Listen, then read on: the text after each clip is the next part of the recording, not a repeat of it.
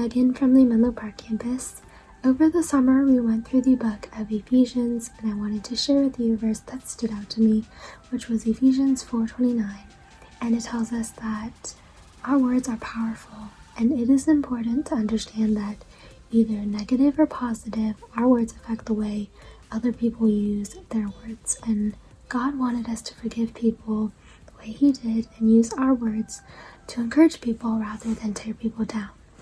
And a time I had to change my own words was when I was in a group and we were talking about person's actions that we didn't like, and I decided to change my words because I knew what I was saying was wrong. And I said that I met this person, they were nice, I didn't want to judge them based off of problems we've had in the past, and this changed the whole conversation, and it just brought a lot of light to it rather than having this tearing down moment. So that's what I learned.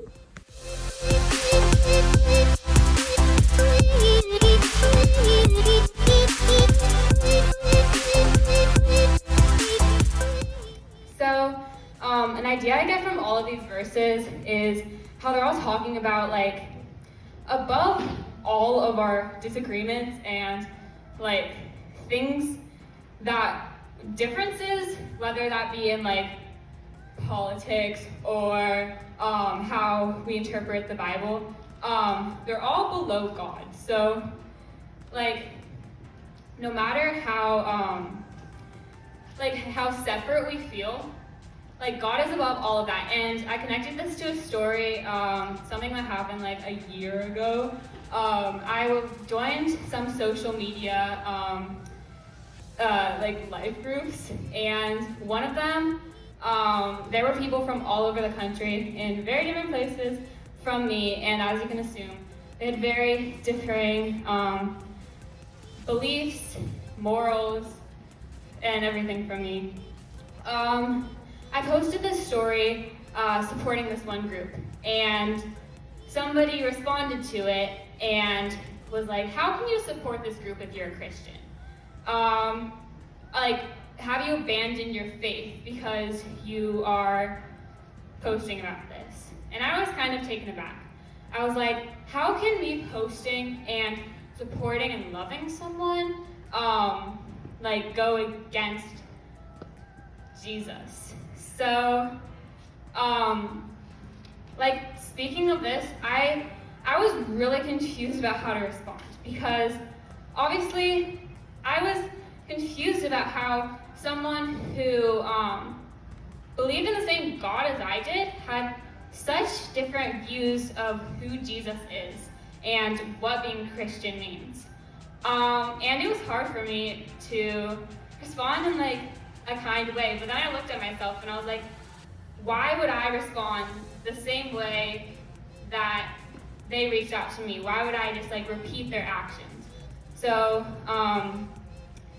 I decided to respond in a loving way, as Jesus would do, which was difficult, but I think it's really important. So going with those verses is 18. They're darkened in their understanding, alienated from the life of God because of the ignorance that is in them due to their hardness of hearts.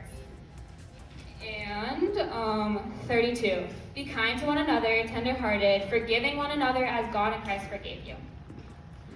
So as Christians, we shouldn't just be going around condemning other people. Another verse that connects to this is John 3:17. For God did not send His Son into the world to condemn the world, but to save the world through Him. As Christians, we're trying to bring people to Jesus, not push them away.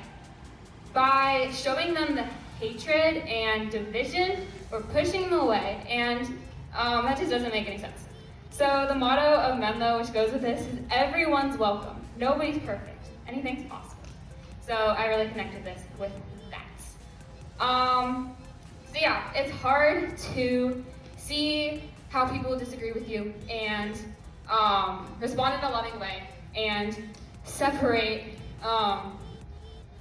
and like just separate Jesus from that. So I think something that all of us can do this week is just focus on how we're loving each other, whether that be in interactions with our friends, responding to things like that, or just being loving people. So yeah.